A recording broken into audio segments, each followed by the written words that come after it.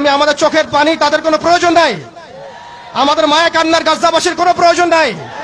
গাজাবাসীর প্রয়োজন অর্থনৈতিক সাপোর্ট, গাজাবাসীর প্রয়োজন সামরিক সাপোর্ট, গাজাবাসীর প্রয়োজন এমন একটা জাইশ, এমন একটা ফোর্স যেটা বাহির থেকে গিয়ে বাইতুল মুকাদ্দাসকে উদ্ধার করবে ইনশাআল্লাহ।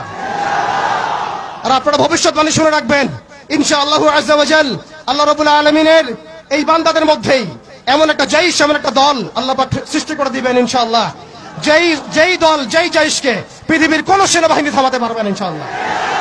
শেষ পর্যন্ত তারা বাইতুল মুকাদ্দাস মুক্ত করেই ছাড়বে ইনশাআল্লাহ। শুধু সময়ের অপেক্ষা। তারা আমাদেরকে অপশন দিয়েছে, হয় আমাদের দাস হও, না হলে মরো। শেষ কথা, তারা আমাদেরকে অপশন দিয়ে দিয়েছে, হয় আমরা তাদের দাসত্ব করব, না হলে মরবো। আমরাও বলে দিচ্ছি, আমরা দাসত্ব করব না। আমরা হয় শহীদ হব, অথবা স্বাধীনতা ছিনিয়ে নিয়ে আসবো ইনশাআল্লাহ। হয় আমরা শহীদ হব, না হলে স্বাধীনতা ছিনিয়ে নিয়ে আসবো ইনশাআল্লাহ।